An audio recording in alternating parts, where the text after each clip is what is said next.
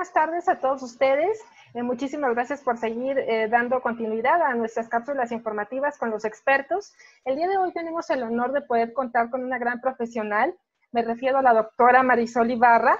Ella es una persona muy importante y muy destacada en todo lo que ella realiza en la parte de genética. Les voy a hablar un poquito de lo que ella hace. Ella es médico especialista en genética, coordinadora también del área de clínica del Departamento de Genética de la Universidad Autónoma de Nuevo León. También es profesora de la Facultad de Medicina de la Universidad Autónoma de Nuevo León en genética médica. Y además también es la encargada de la clínica de las enfermedades lisosomales, específicamente también en el Hospital Universitario de Nuevo León. Doctora Marisol Ibarra, le agradezco muchísimo que nos acompañe el día de hoy. Es un placer tenerla con nosotros y sobre todo también que vamos a hablar y nos va a platicar acerca del tema enfermedades lisosomales, la experiencia específicamente del Hospital Universitario José González, la Universidad Autónoma Nacional de Nuevo León. Muchísimas gracias, doctora. Le agradezco mucho este espacio que nos brinda el día de hoy. Ok, muchísimas gracias a ustedes por la invitación a esta entrevista. Para nosotros es también un honor participar en toda esta campaña de difusión que hacen ustedes y que es bastante valiosa. Voy a tratar de manejar un tema que es bien complejo, bien extenso, pero enfocándonos en los puntos que a lo mejor nos pueden servir para reconocer estas enfermedades. Y he participado en el hospital universitario, en la experiencia que tenemos, a lo mejor son pocos años los que llevamos comparados con otros centros, pero la verdad hemos ido adquiriendo la experiencia para manejar a estos pacientes y nos sentimos contentos de lo que se ha ido logrando conforme a los años. Que va encaminado a estas enfermedades que entran dentro del grupo de las enfermedades raras. Y bueno, voy a compartirles la presentación. Muchísimas gracias, doctora. Y también hemos de mencionar que específicamente el Departamento de Genética de la Universidad Autónoma de Nuevo León ha sido pionera y ha sido destacadamente trabajadora en el tema del tamizaje neonatal ampliado. Y bueno, como lo menciona la doctora Marisol, sumamente importante conocer la experiencia que tienen también en el manejo de las enfermedades lisosomales, que también se pueden detectar mediante este tamizaje neonatal ampliado. Es fundamental. Sí, por supuesto. ¿Se puede observar ya la pantalla? Todavía no, doctora. Discúlpenme. No se preocupe. ¿Qué hice? Puse compartir.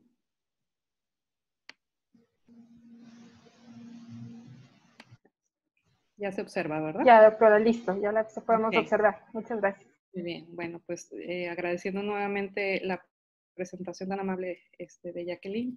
Vamos a iniciar siempre empezamos con esta introducción para ponernos un poquito en el contexto. Yo sé que ya la gran mayoría conoce toda esta terminología, pero retomarlo un poquito. ¿Qué es una enfermedad genética que va dentro de este grupo de enfermedades lisosomales que son las que vamos a platicar? Como ustedes saben, somos un organismo complejo que tenemos miles de billones de células y a cada célula, yo les digo a los familiares de nuestros pacientes, imagínensela como una fábrica.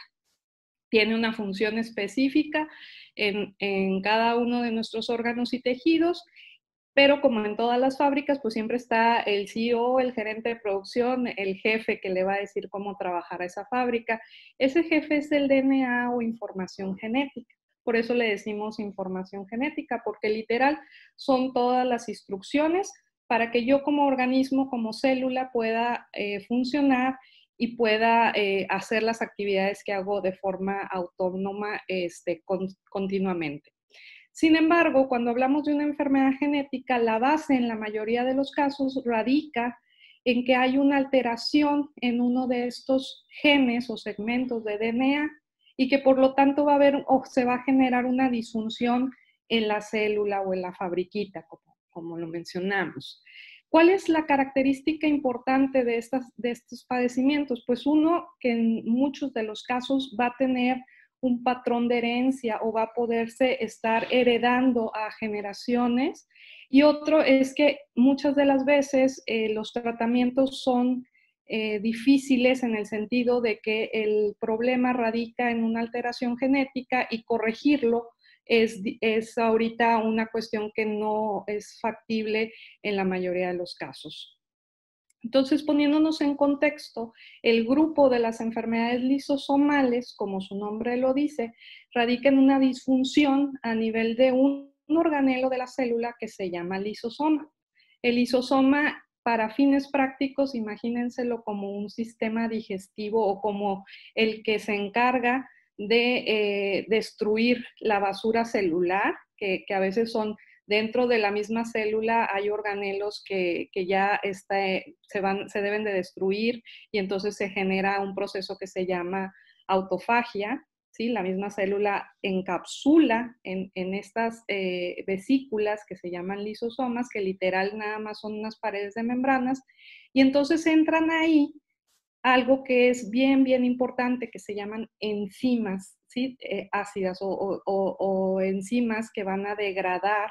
Yo les pongo el ejemplo como tijeritas que van a cortar todos estos detritos celulares o moléculas complejas, que es a donde vamos con estos padecimientos, o algunas otras formas de la lisosoma también ayudan para enviar o secretar sustancias dentro de la célula. La mayoría de las enfermedades lisosomales se van a generar por una disfunción en este proceso, ¿sí? En el proceso de destruir o degradar, sobre todo macromoléculas. ¿Qué es eso? Pues son componentes que normalmente tiene la célula, ya sea de origen como polisacárido, de origen lípidos o grasos, proteicos, complejos, que la lisosoma tiene como trabajo degradar. Para cada una de estas moléculas existen estas enzimas o tijeritas que se van a producir y a su vez van a generar esta degradación de esas sustancias. ¿Okay? ¿Quién produce las enzimas? Pues los genes, ¿sí? La información genética. Entonces, cuando tenemos una mutación o una variante genética, ¿sí? En nuestro DNA que no permite que se produzca esta enzima de manera adecuada, pues ¿qué es lo que ocasiona? Pues que no va a degradar o cortar esa macromolécula, ¿sí? Y se va a empezar a acumular, porque nuestro cuerpo no la deja de producir o no la deja de recibir, y entonces se empieza a llenar el lisosoma de esa molécula, que a su vez va a ocupar espacio en toda la célula, y a la larga es como si yo duro un año sin sacar la basura de mi casa, pues claro que va a ser inhabitable, ¿verdad? Y va a dejar de ser funcional o habitable esa casa. Pues en las enfermedades algo muy similar. El hecho de acumular todas estas macromoléculas que no se degradaron, pues van a generar alteraciones no en todo el funcionamiento de la célula, hasta incluso llegar a grados muy graves en los que se va a morir la célula, ¿verdad? Y entonces, por lo tanto, empieza una disfunción. Son muchísimas las enfermedades por atesoramiento lisosomal, aproximadamente más de 50 diferentes tipos, porque obviamente tenemos moléculas muy complejas en todo nuestro organismo y degradar a cada una de ellas, si hay un trastorno en ese proceso, pues se va a generar una enfermedad lisosomal particular. Tenemos grupos, por ejemplo, de los más conocidos, como son las mucopolisacaridosis. Ustedes debieron haber escuchado otras enfermedades como la enfermedad de Gaucher, de Fabry. Ahorita mencionamos algunos ejemplos rápidos. Moléculas, por ejemplo, donde la alteración es el acúmulo de glucógeno y entonces se genera la enfermedad de Pompe. Son muy larga la lista de este tipo de padecimientos. Sin embargo, desde el punto de vista individual, sí son enfermedades a lo mejor con una frecuencia dentro de las consideradas enfermedades raras, pero ya en conjunto todo el grupo de enfermedades lisosomales se habla que está presente en la población entre 1 y 5,000 en 5,000 recién nacidos. Entonces es una situación que no es tan infrecuente, ya cuando las vemos en forma de conjunto. Sí, a lo mejor de manera individual sí no tenemos cifras muy variables. La otra situación es que muchas de las veces es complejo diagnosticarlas. ¿Por qué? Porque vamos a ver la enorme variedad de síntomas y signos que se pueden presentar. Siempre que hablamos de que hay una enfermedad que es secundaria a un problema de una enzima, hay que tener en cuenta que siempre va a haber un espectro de la enfermedad. porque en algunos individuos esta enzima va a estar totalmente abolida su función y por lo tanto pues vamos a ver a lo mejor una forma muy severa del padecimiento, y en otras vamos a tener a lo mejor una función todavía residual o leve que nos permite a lo mejor un cuadro menos severo, y eso es lo que hace tan variable la clínica de estas enfermedades. La gran mayoría de ellas se heredan en una forma autosómica recesiva. Sin embargo, también tenemos padecimientos que están presentes en forma ligada al X, que ahorita lo podemos aclarar a lo mejor con mayor claridad, pero esa es otra de las cosas bien importantes. En muchos de los casos, ambos padres van a ser portadores, y esta condición es lo que nos hace que familias debuten cuando tienen 2 o 3 hijos afectados, pensar nosotros que se trata de un patrón recesivo. Y bueno, esta condición, pues imaginarlo para las familias, pues a veces es muy, muy devastadora, y el enfoque va también en eso, en diagnosticarlas para brindar un adecuado asesoramiento genético. Les decía que la lista no los quiero abrumar, pero sí les quería poner en contexto que son más de 50 enfermedades. Tenemos el grupo, por ejemplo, nuevamente les menciono las mucopolisacaridosis, donde aquí el almacenamiento se debe de sustancias fundamentalmente conocidas como glucosaminoglicanos, y que tienen bastantes subtipos. Aquí en nuestra clínica es con quien más pacientes hemos tenido, las MPC1, MPC2.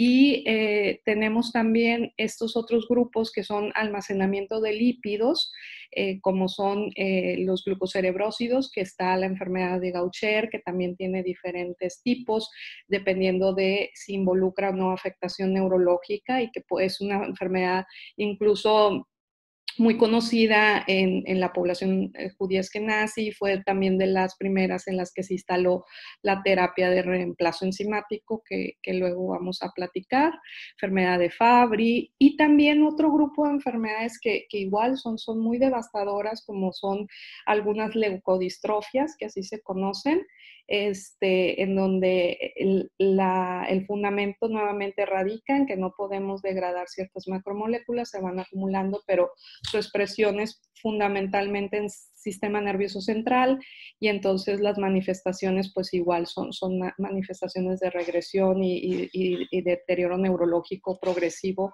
bastante severo, que culminan desafortunadamente en el fallecimiento. Y bueno, continuamos. Les digo, es una lista bien grande, no terminaríamos. Dentro de estas mismas leucodistrofias, está la enfermedad de Krabbe, enfermedad de Wolman, que aquí la enfermedad de Wolman lo que se manifiesta también son alteraciones a nivel hepático, talla baja, un cuadro bien variable, en donde, bueno, en ciertos estados del país han tenido bastante experiencia diagnosticando a estos pacientes. Y quisiera darles una breve explicación o exposición de los síntomas clínicos de algunos grupos en particular, porque les digo, no acabaríamos la charla si nos ponemos a ver cada una de ellas, pero más que nada ejemplificando lo diverso que puede ser este tipo de padecimientos. El ejemplo con el que iniciamos y que es de los más frecuentes de las enfermedades por atesoramiento lisosomal, pues son las mucopolisacaridosis, en donde, como les mencioné, el problema radica en que no podemos degradar los glucosaminoglicanos y que estos se van acumulando. Pues el problema de esto es que son moléculas que se expresan en la gran mayoría o están presentes en la gran mayoría de los tejidos, y entonces nos van a dar manifestaciones en múltiples tejidos y sistemas, que es lo que es interesante, por ejemplo, en particular la mucopolisacaridosis tipo 1 o enfermedad de Hurley, y la tipo 2 o enfermedad de Hunter, que se caracterizan porque se acumula esta sustancia y entonces el paciente empieza a tener datos en muchos órganos desde el punto de vista esquelético, presentan una situación que se conoce como disostosis múltiple, ¿sí? Que es una alteración o displasia ósea que nos va a ocasionar alteraciones en la forma del esqueleto y que a la vez va generando deformidades a nivel, por ejemplo, la mano en garra, muy conocida, que es un signo en el cual el paciente tiene limitación para la extensión de sus articulaciones interfalángicas. Tenemos a veces como signos iniciales la presencia de hernias en los bebés o el que nacen con esto que se conoce como mancha mongólica extensa, que es una pigmentación azul verdosa en la piel que generalmente está en la región lumbosacra y puede ser algo totalmente normal en la población, un marcador cutáneo no relevante, pero que cuando vemos una situación en una localización inusual y muy extensa, como en este pacientito, pues puede ser una orientación para que sospechemos este diagnóstico. Lo interesante cuando se empieza a generar este acúmulo de las sustancias en los tejidos, por ejemplo, en el caso de las mucopolisacaridosis, nos van a generar cambios en la morfología de la cara, ocasionando algo que se llama facies tosca. ¿Sí? La facie se va poniendo, las facciones se van modificando. Es un pequeñito que tenemos en la clínica. Él inició la terapia alrededor de los 4 años y podemos observar que a pesar de estar, ya tiene 8 años bajo el esquema de la terapia de reemplazo enzimático, él ha ido cambiando ciertos rasgos, volviéndose una facies con rasgos un poquito más toscos, aumenta el perímetro cefálico y otras situaciones en las cuales cambia evidentemente, y es algo que los papás sí nos llegan a mencionar como un dato de que su carita se está haciendo más chatita o ellos ven como la piel más tensa o restirada, que es otro de los datos. Las encías empiezan también a infiltrar de estas moléculas y se genera una hipertrofia gingival, al igual que en las cuestiones de los tejidos como las adenoides, y son pacientes que cada rato se infectan de las vías respiratorias y uno pues no va a tener relación, los clasifican como pacientes atópicos, cuando en realidad el problema de base puede ser esta cuestión del acúmulo de los GAGs. En padecimientos como la MPC1 se genera algo que se llama opacidad corneal, que es otro signo que puede ser fácilmente identificable en la exploración física. Y en otros padecimientos, por ejemplo, en otra MPS que se llama síndrome de Morquio o MPS4, aquí fundamentalmente las alteraciones son a nivel esquelético, porque el GAG que se acumula es donde fundamentalmente se expresa, a diferencia de la MPC1-2, que también nos van a generar trastornos neurológicos con regresión y problemas en el desarrollo neurológico y en otros órganos como el hígado, que se va a crecer porque se acumula esta sustancia dándonos hepatomegalia. En el caso de Morquio, fundamentalmente el problema va a ser esquelético y entonces ellos intelectualmente no tienen ningún problema, pero las manifestaciones esqueléticas son muy severas, se quedan con una talla muy baja, hay principalmente una deformidad en tórax muy característica que se llama peptum carinatum, igual la deformidad en huesos largos y la talla, como les mencionaba, es muy, muy baja. Pero eso es en la forma severa o clásica de enfermedad de Morquio y no vamos a ver ninguna alteración en el desarrollo neurológico. Y en el caso de formas atenuadas de esta misma enfermedad es donde se dificulta el diagnóstico porque a veces ni siquiera es tan evidente la talla baja. Aquí les pongo esta gráfica para que veamos los espectros de la manifestación y cómo estos que son las formas atenuadas pues son los más difíciles de detectar, porque son pacientes que no nos dan el cuadro tan florido que es ST, por ejemplo, en donde lo identifica uno nada más con la exploración física y ya le haces radiografías. Otra de las cosas es que a veces Si no contamos con estas imágenes radiográficas, pues los clasifican como displasias esqueléticas de otro tipo y estos padecimientos, por ejemplo, Morquio ya tiene un tratamiento. Entonces, dejarlo como algo que nada más es una displasia esquelética sin nombre y apellido, pues está evitando que puedan acceder a la mejora a estos tratamientos. En el caso de la enfermedad de Pompe, las manifestaciones también son bien diferentes a lo que hemos platicado, por ejemplo, en las mucopolisacaridosis, porque aquí fundamentalmente el problema es una acumulación de glucógeno, pero a nivel muscular, ¿sí? Esta deficiencia de la maltasa ácida nos condiciona que no pueda ser efectivo el uso de energía a nivel del músculo y también que se vaya acumulando esta molécula a nivel muscular. Y el músculo incluye también el músculo cardíaco, entonces nos va a generar un crecimiento del corazón que se llama cardiomegalia, puede ser detectado por una radiografía que ya luego se evalúa cuál es la causa de esta cardiomegalia, que es una miocardiopatía secundaria al acúmulo de estas sustancias, y la hipotonía. ¿Qué es eso? Pues que el paciente literalmente tiene una pérdida del tono muscular, no logra los hitos del desarrollo como el sostén cefálico, al momento de que los papás lo cargan te dicen, sí, está bien aguadita como una muñequita de trapo, siempre es muy flojito. Esta situación es tan grave que generalmente los pacientes, si no se diagnostican o se da un adecuado manejo, la sobrevida es a los 2 años, porque igual crece el corazón en las formas clásicas, porque también tenemos las formas leves donde el paciente va a dar manifestaciones ya en edades más avanzadas y que son más que nada con un problema a nivel de la fuerza muscular y otras cuestiones. Pero en el caso de la forma clásica de este padecimiento, pues es bien importante diagnosticarlo al inicio del problema, porque igual también hay un tratamiento y entonces aquí sí estamos hablando de que un mes va a ser una diferencia enorme entre el pronóstico del bebé y que no se nos complique.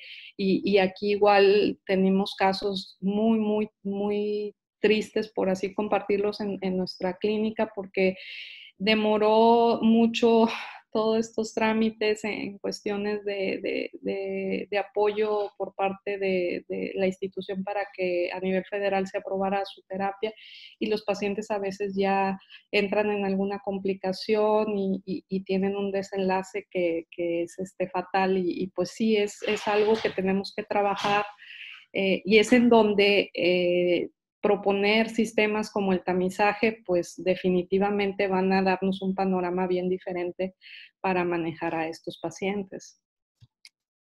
En el caso de la enfermedad de Fabry, que también es una enfermedad por atesoramiento lisosomal, tenemos una característica muy importante, es una enfermedad que tiene una herencia ligada al X. ¿Qué quiere decir esto? La mayoría de los casos van a ser manifestaciones en el individuo masculino, pero esta es la enfermedad, yo creo que se puede decir como excepción de la regla, porque muchas de las veces las mujeres también van a ser sintomáticas, aunque solo estén en estado de portador, y que esta situación nos conlleva a también múltiples alteraciones en donde las complicaciones ya una vez instaladas, sobre todo la insuficiencia renal crónica y demás, pues ya tienen un desenlace muy grave, porque son pacientes que a veces se diagnostican, pero ya cuando tienen la falla renal crónica. Muchas de las veces ni siquiera a esa situación llegamos por la variabilidad en el cuadro clínico. Aquí un dato bien importante son las manifestaciones dermatológicas que nos dan unas lesiones que se llaman angioqueratomas y que afortunadamente si el dermatólogo las identifica, pues es mucho más fácil diagnosticarlo.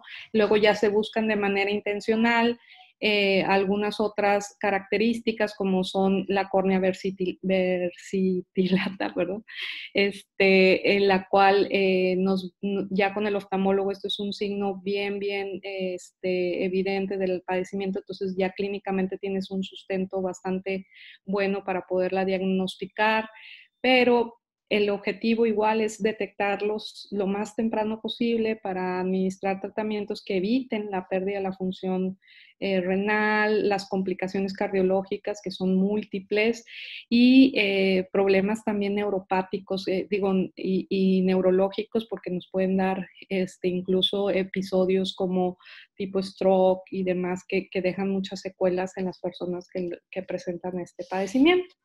Y que bueno, ya cuando se detecta la familia, pues es bien importante porque así se pueden detectar portadoras asintomáticas y ofrecerles igual los asesoramientos adecuados. Y otro ejemplo, nada más para ver igual el espectro tan amplio, que es enfermedad de Gaucher, otro padecimiento también por atesoramiento lisosomal.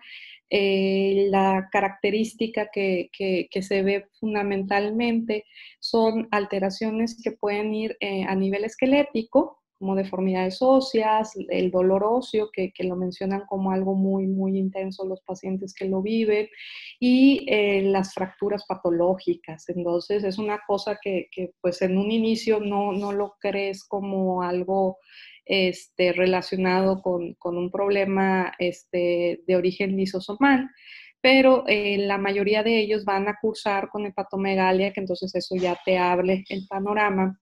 Y las alteraciones hematológicas son las que distraen un poquito porque cursan esplenomegalia, trombocitopenia, anemia. Entonces lo primero que uno piensa pues es una enfermedad maligna o neoplásica, linfoproliferativa. Aquí realmente el abordaje idóneo pues lo hace hematología porque puede con histología de la médula ósea y con otras pruebas en lo que se instalan la actividad enzimática, pues ya puede orientarnos mucho al diagnóstico y buscar de manera intencionada las otras características esqueléticas y demás. Las formas severas de Gaucher, que sí debutan con problemas neurológicos y demás, bueno, ya integran otra forma de abordarlos, pero sí son pacientes que tienen estas cuestiones tan variables en donde te digo, pueden llegar con el hematólogo, pueden llegar con el traumatólogo, pueden llegar con el neurólogo, dependiendo del esquema de síntomas y signos que está presentando, y es lo que hace a veces complejo si no se conocen estos padecimientos. Entonces, tenerlos en cuenta para sospecharlos y para tratar de hacer el diagnóstico oportuno. Más me enfoqué en estas porque existen terapéuticas, ¿verdad? ¿Cómo tratamos de abordar? Obviamente te digo, lo primero es el cuadro clínico del paciente, su historia y qué particular enfermedad lisosomal es la que yo estoy sospechando, ¿verdad? La mayoría de ellas se deben a deficiencias enzimáticas. Entonces, una prueba de mucha utilidad para nosotros es iniciar con esto, con medir la actividad enzimática, que puede ser en diferentes tejidos. Generalmente se trata de que se hagan en leucocitos porque es el de más fácil acceso, con las muestras de sangre en papel filtro, o algunas que sí tienen requerimientos especiales que deben de ser en biopsia de piel, o incluso hay algunas que necesitan este tejido hepático, que ya son muy complejas de acceder a los tejidos que nos van a permitir el diagnóstico. Sin embargo, es una herramienta de muchísima utilidad. Muchas de estas tenemos el acceso a realizar estas pruebas en nuestro país porque se cuenta con apoyos de diferentes institutos, el CIBO, tenemos también el apoyo de laboratorios que tienen terapéutica estos padecimientos, y entonces la actividad enzimática la podemos solicitar nosotros ante la sospecha y no le genera algún costo a los pacientes, entonces es algo que nos permite descartarlas.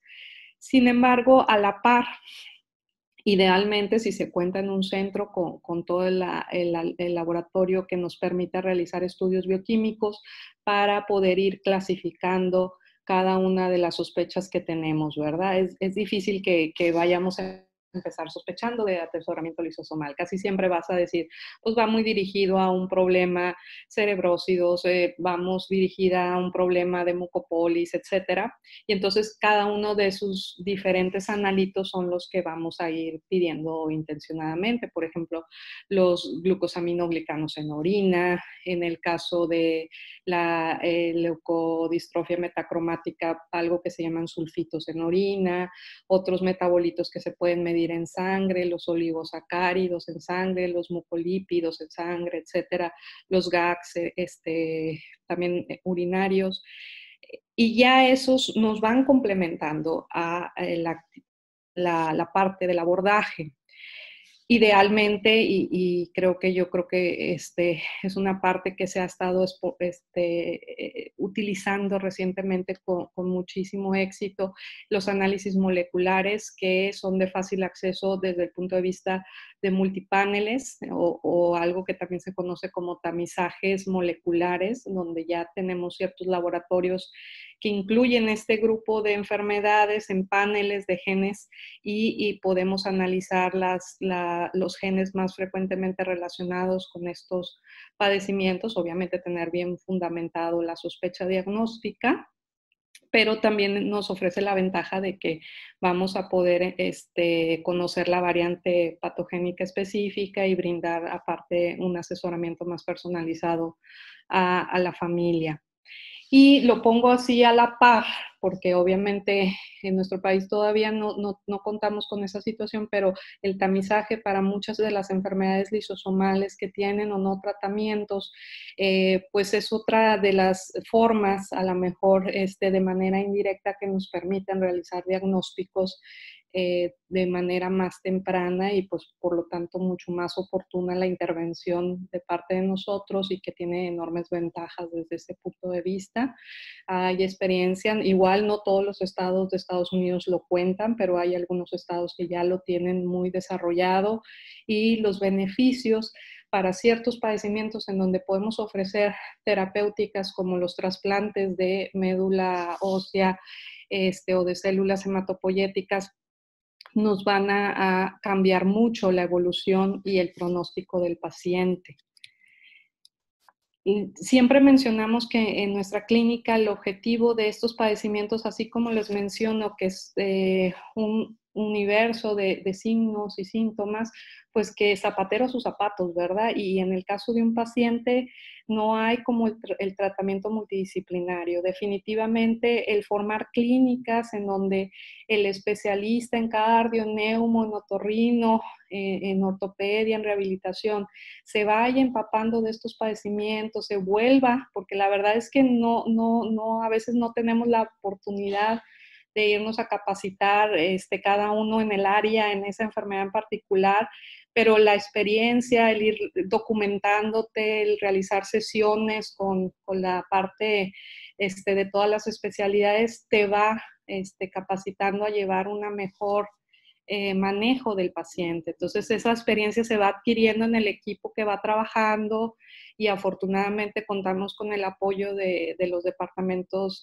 del hospital que nos permiten cada vez más pues ir conociendo estas patologías y ir abordándolas incluso de manera profiláctica. En otorrino, por ejemplo, los MPS ya hacen ay, ahora que traigo, amigdalectomías profilácticas, porque sabemos que se van a complicar esos pacientes en lo respiratorio antes de que lleguen por múltiples infecciones o con ya otitis recurrentes.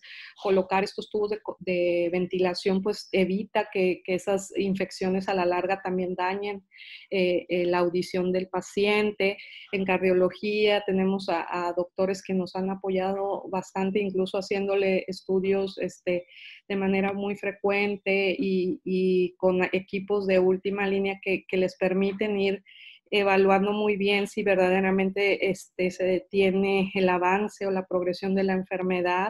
Esto es bien importante. Tratamos de que todo sea objetivo, ¿verdad? No, no nada más decir, pues creo que le está yendo, no. Hay guías ya a nivel nacional bien detalladitas que nos sirven bastante para seguir todas estas situaciones en cuanto a la progresión de la enfermedad, que evaluar y que podemos ir quedándonos de enseñanza en cuanto a los pacientes.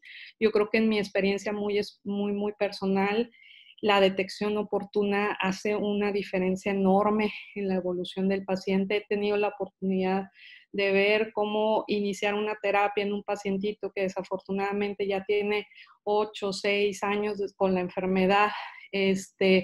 Pues no se va a comparar la respuesta al tratamiento con, afortunadamente ahorita tuvimos un chiquito de 7 meses que inició su terapia y que alcanzamos, porque tiene una mucopolisacaridosis tipo 1, la edad en la que todavía es aceptable el trasplante de células hematopoyéticas, y ha tenido una evolución bastante buena y satisfactoria en el sentido, en combinación con la terapia de reemplazo enzimático, de lo que se puede esperar para una forma severa de MPC1, en donde estamos viendo a los otros chiquitos que desafortunadamente ya no fueron candidatos para este tipo de intervenciones.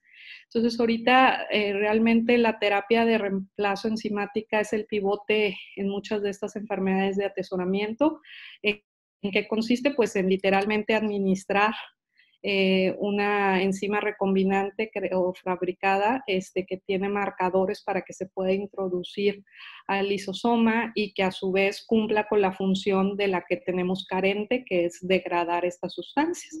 Entonces, es una terapéutica que busca suplir esta función y que, bueno, hay otras líneas de investigación, obviamente, como te menciono, hacer algunos tipos de procedimientos quirúrgicos que son como preventivos o profilácticos o para mejorar la calidad de vida en los pacientes.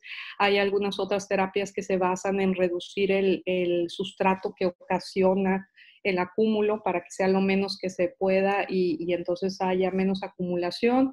Y bueno, pues ahorita que está muy latente la posibilidad de terapia génica, y que busca o va encaminada en esto, ¿verdad? En suplir literal ese función que no se está llevando a cabo por la mutación o variante patogénica en un gen y tratar de que se empiece a sintetizar la enzima de manera por el mismo individuo y podamos entonces cumplir con la función. Actualmente, pues, terapias de reemplazo para enfermedades lisosomales que se utilizan en nuestro país, pues, son para MPS y Fabry-Gaucher. Tenemos lo que te mencionaba del trasplante de células madre hematopoyéticas en pacientes con MPC1 menores de 2.5 años y la terapia. Y bueno, en nuestros pacientes podemos ver esta diversidad porque somos un hospital universitario que recibe pacientes de todos los estratos sociales y que una cosa que es bien importante de considerar es la dificultad que tienen muchas familias para poder simplemente llegar al centro donde se va a infundir. Hemos visto todas estas historias en donde los corren de sus trabajos porque pues tienen que faltar una vez por semana a cuidar a su hijo. Esto pues nos dificulta, pues porque si no hay un buen apego, tampoco va a haber una buena respuesta. Hemos tenido otros casos exitosos, como te menciono, este bebé, donde sus papás muy apegados, el diagnóstico fue temprano y afortunadamente ha tenido una evolución buena. Sin embargo, sí es algo que tratamos de ir midiendo y de reforzándose los papás para que se den cuenta de la importancia de la asistencia. Ahorita pues sí es una problemática en relación a cómo se está viviendo esta situación, el poder llegar y asegurar que pues cuidemos las mejores medidas de seguridad para que nuestros pacientes no vayan a tener algún contagio o en el caso pues de los padres, ¿verdad? Que es fundamental el cuidador en estos tipos de niños.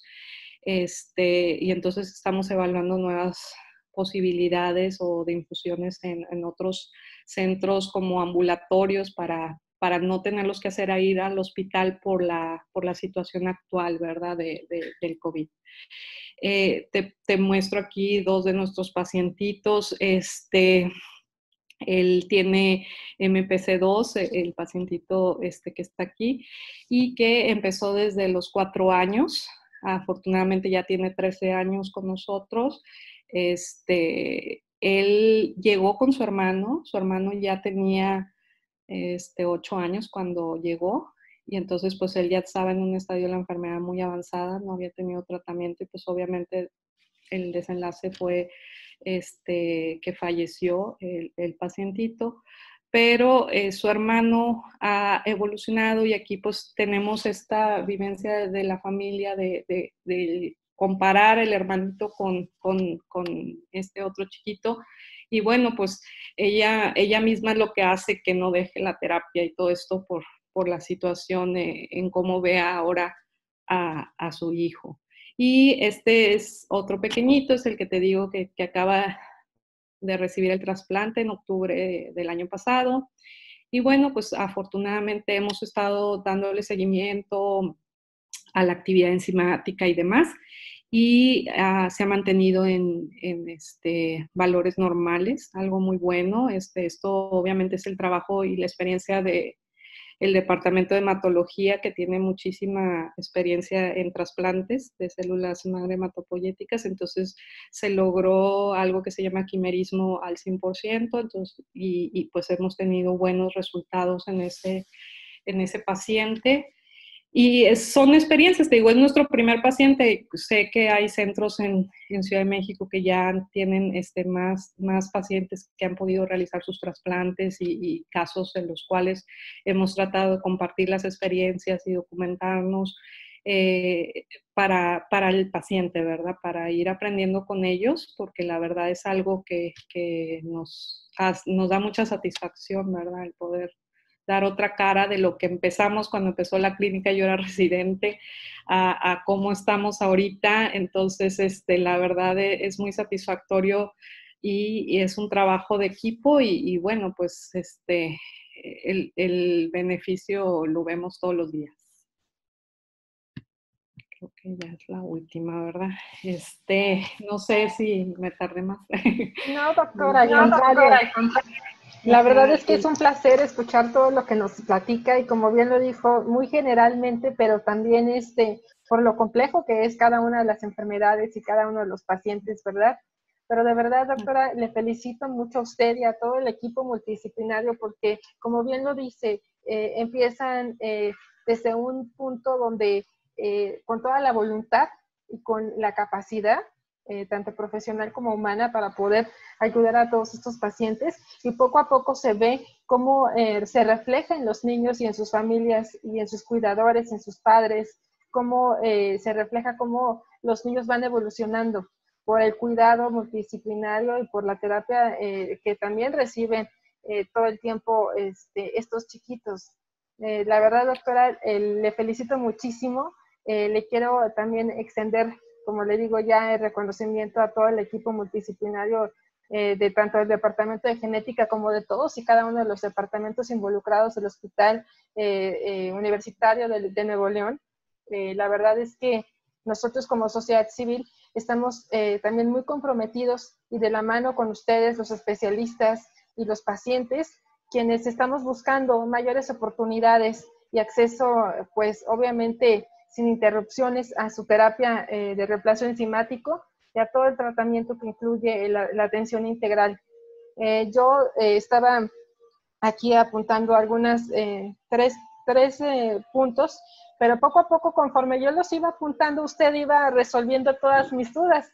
Específicamente apunté el tema de asesoramiento genético, y bueno, ya comentaba usted que hacen toda una planeación para poder informarles a los familiares toda la orientación y el asesoramiento que deben de tener de acuerdo a cada enfermedad. Hablábamos también de tamiz neonatal ampliado, pues obviamente usted también lo dejó muy claro, que es la mejor herramienta para poder detectar a un niño, diagnosticarlo pues, con certeza, y además también ponerlo en tratamiento inmediatamente para que él no tenga ningún problema o secuela o discapacidad, o incluso también algo catastrófico que bien lo mencionaba, como se muestra en todo el núcleo familiar. También estuve viendo lo del equipo multidisciplinario y también desplegó una diapositiva donde todos los departamentos están involucrados y trabajando a la par. Y obviamente también el seguimiento de la terapia, también mencionaba también con los familiares es muy importante también, como bien lo dice, sensibilizarlos e informarles siempre que no deben de faltar a sus terapias con los pacientes. Yo sé que es muy difícil y créanme que también estamos trabajando muy, muy de cerca para que esto no suceda, para que también haya una visibilización y sobre todo sensibilidad por parte de tanto de toda la sociedad en general, pero realmente para los papás de estos niños, ¿no? Que la mayoría son madres solteras o bien padre y madre, pero se ven envueltos en todo este problema que no pueden llevar a sus chiquitos para poder dar continuidad. Qué bueno que en algunos de los pacientes que nos mencionó, doctora, estas intervenciones que ustedes han hecho han sido exitosas y sé que es una clínica que ha sido destacada por el gran trabajo y las publicaciones también tan pioneras nacionales e internacionales que ustedes han hecho a favor de los niños con enfermedades raras, con enfermedades lisosomales, con enfermedades, errores innatos en metabolismo. Y la verdad es que, doctora, yo creo que ese es el camino permanente que tenemos todos nosotros, de poder seguir trabajando en conjunto, cada uno desde su trinchera para poder sumar y mejorar todo lo que sea posible, siempre y cuando sea dirigido a los pacientes, doctora. Sí, sí, compartimos creo que siempre esa visión que nos ha dejado la doctora Laura Martínez en relación a siempre hacer el deber ser, siempre su frase, ¿verdad? No escatimar en qué es lo que podemos hacer y buscar siempre estar actualizados y brindarle a nuestros pacientes todo lo que esté posible a nuestro alcance. La institución siempre busca eso, estar a la vanguardia, y ofrecérselo a toda la población, no nada más a los que cuentan con los recursos. Entonces eso es algo que nos ayuda bastante, el tener este tipo de apoyo. Y bueno, no lo mencioné, pero nos ayuda un montón y prácticamente dependemos bastante del apoyo de los médicos en formación, tanto los médicos del servicio social como los médicos residentes de genética, porque están muy, muy involucrados en todo el trabajo y la verdad son nuestra mano derecha para poder llevar a cabo toda la tarea, porque estando uno solo, pues definitivamente no podríamos. Y eso ha hecho que los pacientes estén muy apegados también, porque tienen esta energía que les digo a los residentes que están en formación, para ir buscando siempre estar a los pacientitos en la mejor condición posible, ¿verdad? Todavía tenemos mucho camino que recorrer, experiencias que adquirir, pero lo importante es reconocerlo y irlo tratando de complementar, ¿verdad? Que es algo que el equipo sí tiene muy claro, que es irnos capacitando cada vez más para llevarlo a cabo. Claro que sí, doctora. Y eso es claramente. Gracias, doctora. Y eso es claramente lo que los define y lo que los destaca a ustedes en el hospital. Y claro que sí, el reconocimiento a los residentes, a todos esos doctores y profesionales de la salud que están en el área, digamos, en la Facultad de Medicina y que no saben a lo mejor también qué especialidad poder formarse. Es muy importante que piensen en las enfermedades raras. Hay muy pocos genetistas, hay un puñado en México para toda la problemática realmente que existe. Y la verdad es que México requiere de todos ustedes, de su compromiso, de su capacidad, de su voluntad para poder tener pues mejor atención para todos nuestros pacientes. Como bien lo dice la doctora Laura Martínez también, en conjunto con ustedes, su equipo multidisciplinario, pues han sido pioneros en el tema del tamizaje neonatal ampliado. Y bueno, ahora con las enfermedades lisosomales, pues no va a ser la excepción. Yo sé que están haciendo todo su trabajo con gran voluntad, con gran pasión, tan destacada como siempre. Les felicito nuevamente y saben que la sociedad civil siempre vamos a estar ahí para poder respaldar el trabajo que ustedes hacen, los expertos, la evidencia basada, ahora sí que científica, en evidencia, y también pues para poder trabajar desde todos los sectores para poder lograr que lo que ustedes hacen, lo que ustedes investigan, lo que ustedes trabajan día a día, pues se le dé una continuidad permanente, que no nada más sea de un momento, ¿no? Que no dependa de nada ni de nadie, sino que realmente sea avalado en su derecho a la salud de cada uno de los recién nacidos en México y también de los pacientes ya diagnosticados con alguna enfermedad rara. Doctora, nuevamente le agradezco muchísimo su valioso tiempo. Sé que tiene múltiples acciones que realizar y por eso le agradezco aún más. Y no, a ustedes, al contrario, por su labor y en lo que podamos apoyar, nosotros siempre encantados de poder aportar un poquito. Muchas gracias, doctora. Le mando un fuerte abrazo desde acá y vamos a seguir muy en contacto. Y quedo a la orden, tienen mi correo, dudas, preguntas, la página del departamento aborda diferentes temas y siempre está tratando igual de capacitar al personal o aclarar sus dudas, con toda confianza en lo que podamos ayudar. Muchísimas gracias, doctora, y muchísimas gracias también a ustedes por acompañarnos una vez más y nos vemos hasta la próxima. Gracias, doctora. Hasta luego. Hasta luego.